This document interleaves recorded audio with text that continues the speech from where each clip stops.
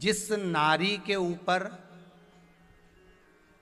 पितरों की छाया होती है, घर के बुजुर्गों की, घर के पूर्वजों की छाया होती है, ध्यान देना, वही व्रत श्रेष्ठता से कर पाती है। व्रत की श्रेष्ठता उसमें अपने आप आ जाती है। अगर उसके साथ में अगर पितरों की कृपा है, तो पूर्वजों का अगर आशीर्वाद है, तो व्रत वो अच्छे से कर सकेगी।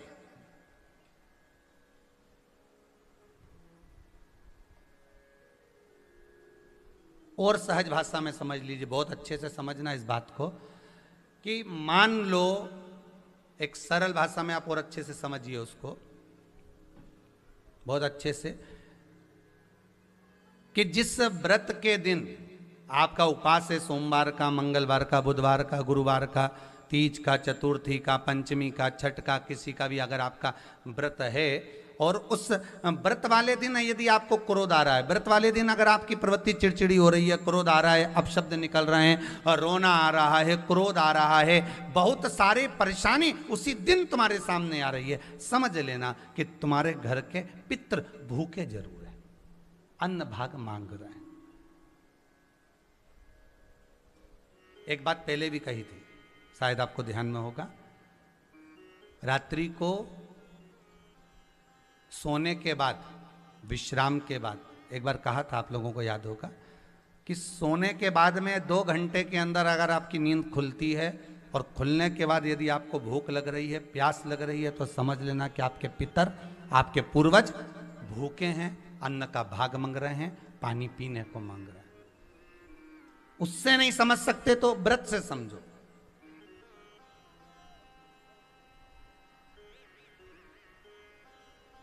व्रत से समझ लो।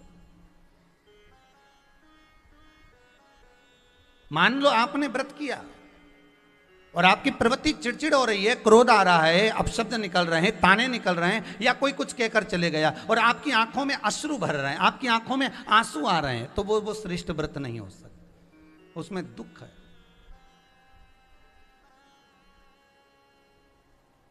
पुष्प ताजा है तो आप भगवान को दोगे, सही है कि गलत है? केला अच्छा है तो भगवान को दोगे, वो काला पड़ गया तो तुम भगवान को दोगे क्या? अंदर से गल चुका है तो भगवान को दोगे क्या? नहीं, आप भगवान को दोगे। कोई फल ताजा है तो आप भगवान को दे दोगे, कोई पुष्प ताजा है, अच्छा है, तो आप भगवान को दोगे। अगर पुष्प मुरझा गया तो भगवान को दोगे क्या? पुष्प बेकार हो गया तो भगवान को दोगे क्या? नहीं। उसी तरह व्रत होता है, उसी तरह हमारा व्रत है। जिस व्रत में हमको क्रोध आ रहा है, जिस व्रत में हम चिड़चिड़े हो रहे हैं, जिस व्रत में हम अपशब्द कर रहे हैं, जिस व्रत में हमको रोना आ रहा है, जिस व्रत में हम किसी की बात का ठेस हमको पहुंच रहा है और हम क्रोधित हो गए, हम रो दिए, हम चिड़चिड़ हो गए, समझ लेना वो फूल मुरझा चुका है, वो व्रत तुम्हारा बेकार हो चुका है, उसको भगवान स्वीकार नहीं करेगा। और जिस व्रत में आपके चेहरे पर प्रसन्नता, हम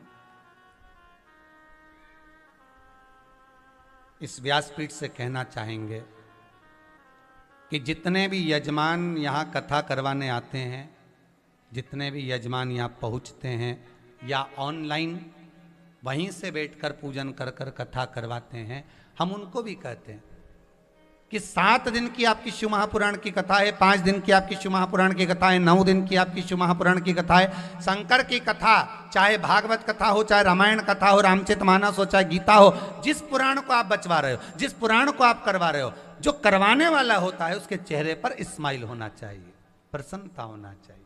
क्यों?